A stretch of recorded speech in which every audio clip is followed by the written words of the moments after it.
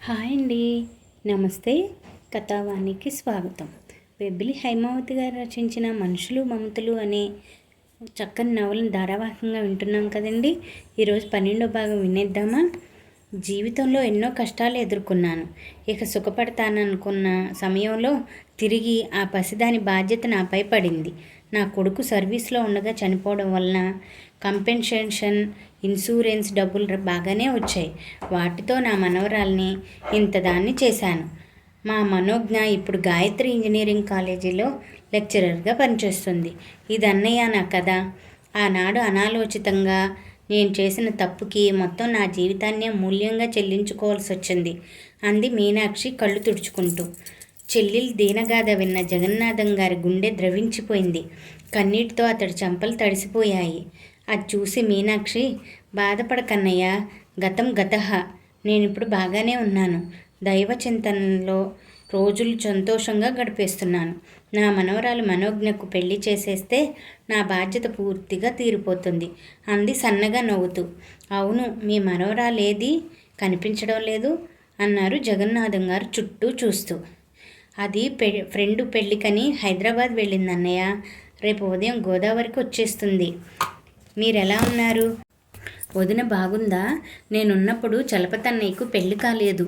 నీకు వాడికి పిల్లలెందరూ అని అడిగింది మీనాక్షి ఆతృతగా. మీ వదిన పోయి 6 నెలలైందమ్మా. చలపతి అన్నయ్య చిన్న వదిన పోయి 40 ఏళ్ళు పైనే అయ్యింది. ఇందాక వచ్చింది కదా వసుధ, తను చలపతి అన్నయ్య కోడలే. దివాకర్ తర్వాత వసంతని కని మీ చిన్న వదిన పురిట్లోనే పోయింది. ఆ బెంగతోనే ఏడాది తిరగకుండా చలపతి పోయాడు. నాకు 3 కొడుకులు, 1 కూతురు. వాళ్ళిద్దరితో కలిపి మొత్తం 6 పిల్లలు నా పిల్లలుగానే పెరిగారు. అందరూ పెద్దవాళ్ళైపోయారు. వాళ్ళ పిల్లలు కూడా పెళ్ళికి ఎదిగి వచ్చారు. మా రెండో అబ్బాయి వెంకటరమణకు నెల రోజుల క్రితం కారు యాక్సిడెంట్ అయ్యింది.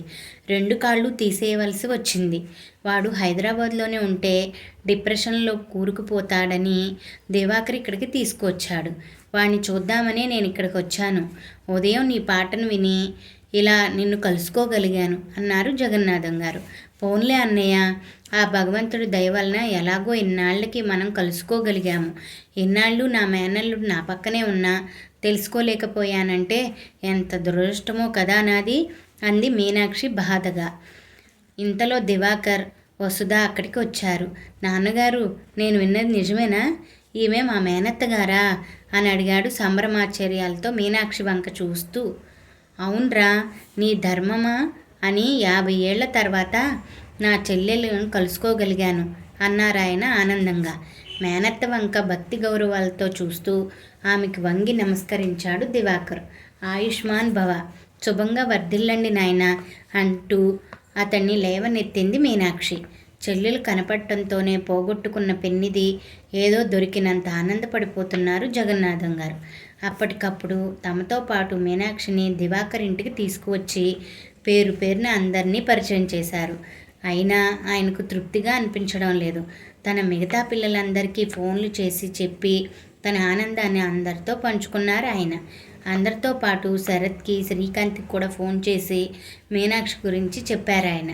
ఆ విషయం వినడంతోనే శ్రీకాంత్ చాలా ఆనందపడిపోయాడు.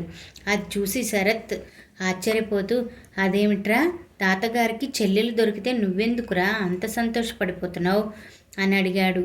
తాతగారి ఆనందం మన అందరి ఆనందం కదేమిట్రా, ఇన్ని విషాదాల మధ్య ఇది చాలా సంతోషం కదా అంటూ నవ్వాడు శ్రీకాంత్. నిజమే, గత 6 నెలలుగా తాతయ్య నవ్వడమే మర్చిపోయినట్లుగా ఉన్నారు. మధ్యలో బాబాయ్ యాక్సిడెంటు ఆయన్ని మరింత కృంగదీసింది. ఇన్నాళ్లకు తాతయ్య ఇలా నవ్వుతున్నారంటే అంతకంటే కావాల్సింది ఏముంది మనకు అన్నాడు శరత్. అందుకేరా శరత్, రేపు ఫ్రైడే ఈవినింగ్ మనం విశాఖపట్నం వెళ్దాం. తాతయ్యని చూడాలని ఉంది నాకు అన్నాడు శ్రీకాంత్. అరే బాబు, ఇప్పటికే బోలెడు లీవులు వాడేశాను. ఈ 6 నెలలుగా జర్నీలు చేసి చేసి ఓపికంతా అయిపోయిందిరా. అయినా మనం అక్కడికి వెళ్ళి 1 నెల రోజులు కూడా కాలేదు. ఇంతలోనే మళ్ళీ ప్రయాణమా? ఇక నా వల్ల కాదురా బాబు అన్నాడు శరత్. వీకెండ్కి లీవులతో పని ఏంట్రా నాయనా? అదీ కాక సండే మన సాహతి పుట్టినరోజు మర్చిపోయావా? కావ్య, సాహతి విశాఖపట్నం వస్తున్నామని మన ఇద్దరిని కూడా రమ్మని ఉదయమే మెసేజ్ పెట్టింది నాకు. పాపం పసిదిరా, ఇన్నాళ్ళు ఎంతో ఘనంగా వాళ్ళమ్మ నాన్నలతో పుట్టినరోజు జరుపుకుంది. ఇప్పుడు ఆ బాధ దానికి తెలియకుండా మనమందరం కలిసి పుట్టినరోజు ఘనంగా చేద్దామని వసుధ పిన్ని అందంట. ఇంచుమించు మన పిల్ల గ్యాంగ్ అంతా వస్తున్నారని చెప్పింది. కనుక మనం కూడా వెళ్దాం అన్నాడు శ్రీకాంత్. అవును కదా, సాహతి పుట్టినరోజుని నేను ఎలా మర్చిపోయానురా. మన పిల్ల గ్యాంగ్ 11 మంది పుట్టినరోజులు నాకు కంఠవు పాఠమే. అలాంటిది ఎలా మర్చిపోయానో. సరే, తప్పకుండా వెళ్దాం అన్నాడు శరత్ ఉత్సాహంగా. హలో కృష్ణ, అత్తను చూడాలని ఉందన్నావు కదా. రేపు ఆదివారం సాహతి పుట్టినరోజు. జానకి, వసంత వస్తామన్నారు. నువ్వు కూడా పూర్ణని, విద్యని తీసుకునిరా. పుట్టినరోజుకి వచ్చినట్లుండడమే కాక పనిలో పనిగా అత్తని కూడా చూసి వెళ్ళవచ్చు అన్నారు జగన్నాథం గారు. నాకు చూడాలనే ఉంది నాన్న, కానీ స్కూల్లో ఇన్స్పెక్షన్ జరుగుతోంది. మేమంతా హడావుడిలో ఉన్నాము. పూర్ణను, విద్యను పంపిస్తానులేండి అన్నాడు కృష్ణమూర్తి. నువ్వు కదలకుండా పూర్ణ ఎలా వస్తుందిలేరా, కనీసం విద్యనైనా పంపు. సరే కానీ కృష్ణ, నీ అత్తని మన ఇంటికి తీసుకొద్దామని అనుకుంటున్నానురా, ఏమంటావు అని అడిగారు జగన్నాథం గారు సంకోచంగా. అదేమిటి నాన్న అలా అడుగుతున్నారు కొత్తగా? ఇది మీ ఇల్లు. మీ ఇంటికి మీ చెల్లెలకి తీసుకురావడానికి నా పర్మిషన్ అడుగుతున్నారా? అంతేకాదు, ఆమె నీకు చెల్లెలైతే నాకు మేనత్త. అసలు నాకంటే ముందు ఇది తన ఇల్లు. తన ఇంటికి రావడానికి మరొకరి పర్మిషన్ ఎందుకు అత్తకి? ఎప్పుడో చిన్నప్పుడు చూశాను అత్తని నేను. లీలగా కూడా రూపురేఖలు నాకు గుర్తులేదు. ఆ కార్యక్రమం అయిపోగానే అత్తని తీసుకురండి నాన్న, నాకు చూడాలని ఆశగానే ఉంది అన్నాడు కృష్ణమూర్తి ఉద్వేగంగా. చాలా సంతోషం కృష్ణ, మీ అత్తను చూసిన దగ్గర నుండి నేను చిన్నపిల్లాడిని అయిపోయానురా. మనసు ఆనందంతో గంతులేస్తుందంటే నమ్ము.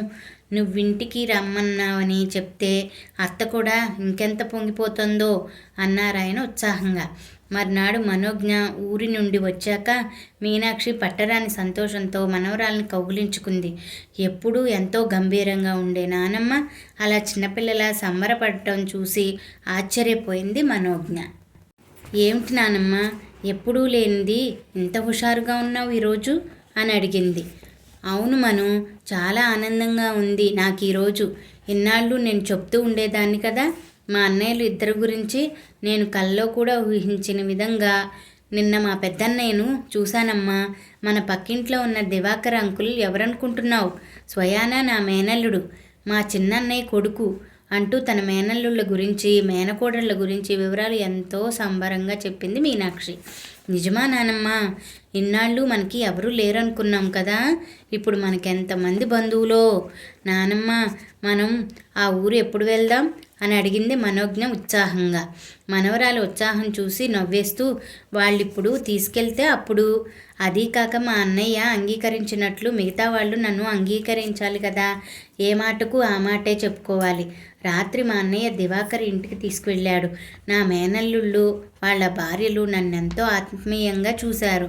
చూద్దాం ఏమవుతుందో అంది మీనాక్షి ఆశ నిరాశల మధ్య ఊగిసలాడుతూ. మీనాక్షి మాటలు విని అంతేనంటావా అంది మనోజ్ఞ నీరసంగా. ఎందుకే అంత దిగులు పడతావు? నువ్వు తొందరగా స్నానం చేసిరా. ముందు తాతగారిని, ఇక్కడున్న వాళ్ళని పరిచయం చేస్తాను అంది మీనాక్షి ఊరడిస్తున్నట్లుగా. మనోజ్ఞ స్నానం చేసి వచ్చాక దివాకర్ ఇంటికి తీసుకెళ్ళింది మీనాక్షి.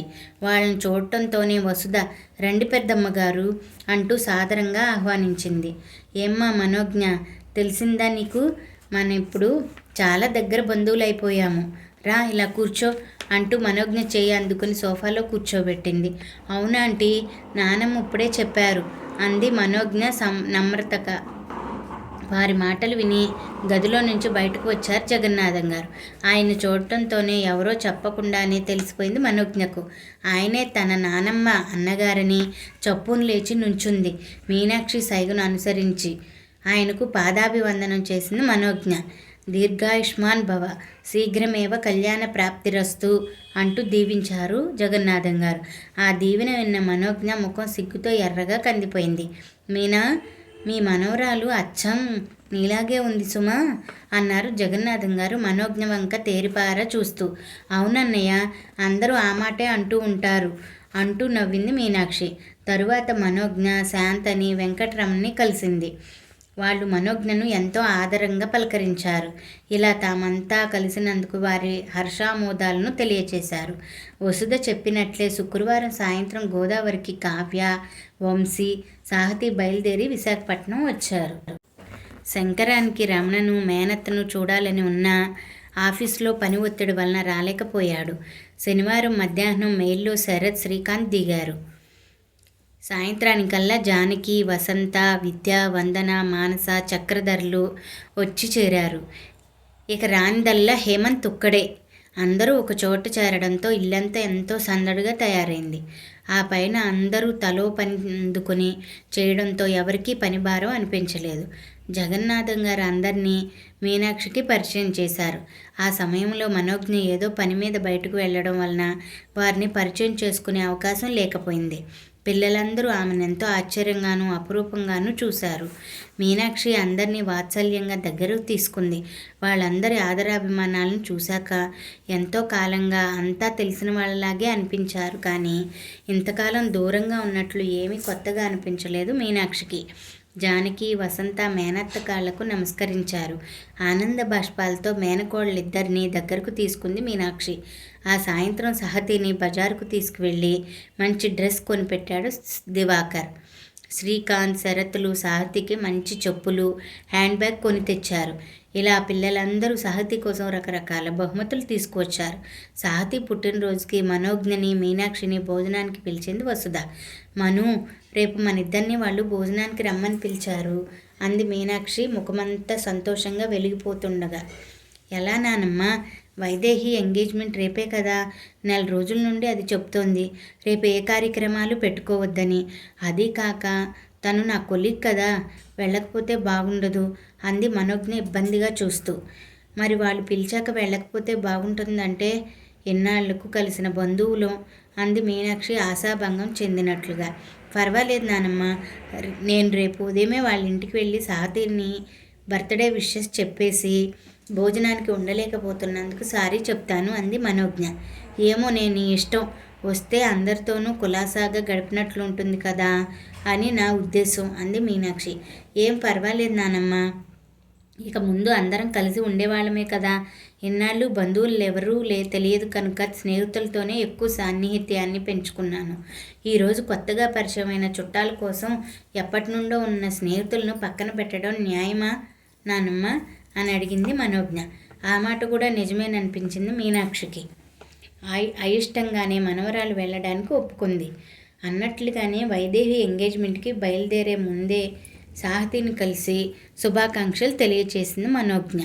వసుధతో భోజనానికి రాలేకపోతున్నందుకు సారీ చెప్పింది. శరత్, శ్రీకాంతులు కేక్ తెచ్చేందుకు వెళ్ళడం వలన వారిద్దరినీ తప్ప అందరినీ పరిచయం చేసుకుంది మనోజ్ఞ. ఆమె భోజనానికి ఉండలేనందుకు బాధపడినా చెప్పిన కారణం సరైందే కావడంతో ఎవ్వరూ ఏమీ అనలేకపోయారు. ఒక్క వెంకటరమణ మంచం మీద ఉన్నాడన్న బాధ తప్పితే అందరి మధ్య ఇలా పుట్టినరోజు జరుపుకోవడం వలన సాహతికి ఎంతో ఆనందంగా అనిపించింది. సాహతి కొత్త డ్రెస్ వేసుకుని వచ్చి జగన్నాథం గారి కాళ్లకు నమస్కరించింది. ఆయురారోగ్య అభివృద్ధి రస్తు అని దీవించి 1000 రూపాయలు మనవరాలి చేతికిచ్చారు జగన్నాథం గారు. నాకెందుకు తాతయ్య డబ్బులు, మీ ఆశీర్వచనం చాలు నాకు అంటూ డబ్బులు తిరిగి ఇవ్వబోయిన సాహతి.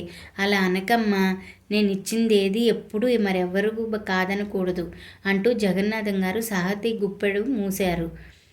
తరువాత దివాకర్, వసుధలకు నమస్కరించింది. సాహతిని లేవనెత్తి గుండెలకు అదుముకుంది వసుధ. పెద్దమ్మ, థ్యాంక్స్ పెద్దమ్మ, నీ మూలంగానే నాకు ఇవాళ ఇంత సంతోషం కలిగింది అంది కృతజ్ఞతగా వసుధ వంక చూస్తూ. వసుధ సాహతి నుదుట ముద్ద పెట్టుకుని, అలా అనుకురా బంగారు, నువ్వు మా బంగారు తల్లివి, నువ్వు సంతోషంగా ఉండటం కంటే మాకేం కావాలి చెప్పు అంది వాత్సల్యంగా. వెంకటరమణ, శాంతలు కూతురి పుట్టినరోజును ఇంత వైభవంగా జరుపుకున్నందుకు దివాకర్ వసుధల వైపు ఎంతో కృతజ్ఞతతో చూశారు. తాము ఇన్నాళ్ళు ఎంతో ఆర్భాటంగా, ఆడంబరంగా వేలకు వేలు ఖర్చు పెట్టి చేసిన పార్టీల కంటే ఈ పుట్టినరోజు వేడుకలు వాళ్ళకి ఎంతో తృప్తిని ఆనందాన్ని ఇచ్చాయి. జరిగిన సంఘటనల వలన మనసులోనే మాలిన్యం అంతా తుడిచిపెట్టుకుపోవడంతో వెంకటరమణ నిర్మలంగా నవ్వుతూ ఆ పుట్టినరోజు వేడుకల్లో పాలు పంచుకున్నాడు. మీనాక్షి గానామృతం ఆ పుట్టినరోజు వేడుకలకు మరింత నిండుతనాన్ని చేకూర్చింది. తన కానుకగా సాహతికి పట్టుచీర తెచ్చి ఇచ్చింది మీనాక్షి. చిన్నపిల్ల, దానికెందుకండి ఇంత ఖరీదైన పట్టుచీర అంది శాంత మొహమాట పడుతూ. చిన్నపిల్లలైనా కట్టుకుంటే చాలా బాగుంటుందమ్మా తనకి. అయినా ఏదో పాతకాలం దాన్ని, నా ముచ్చట నాది కాదనుకు అంది మీనాక్షి. దాంతో ఇంకేమీ అనలేకపోయింది శాంత. పిల్లల అల్లరిని, నవ్వును, కేరింతలను పెద్దవాళ్ళంతా ముచ్చటగా చూశారు. వాళ్లతో పాటు తన మనవరాలు కూడా కలిస్తే బాగుండేది అనుకుంది మీనాక్షి. కానీ స్నేహితురాలు వైదేహిని తానే స్వయంగా అలంకరిస్తానన్న మాట ఇచ్చింది కనుక తప్పనిసరి మనవరాలు బాధపడుతూనే వెళ్ళింది అని సరిపెట్టుకుంది ఆవిడ. సందడంతా సద్దుమణిగాక ఆ రాత్రి అందరూ బస్సులు, ట్రైన్లు పట్టుకుని తిరుగు ప్రయాణం అయ్యారు. మర్నాడు విద్య చోడవరం బయలుదేరుతూ, తాతయ్య, అమ్మమ్మ గారిని తీసుకుని మిమ్మల్ని నాన్నగారు త్వరగా చోడవరం రమ్మన్నారు అంది. అలాగేనమ్మా, వాళ్ళకి ఎప్పుడు వీలు అవుతుందో కనుక్కుంటాను అన్నారు జగన్నాథం గారు.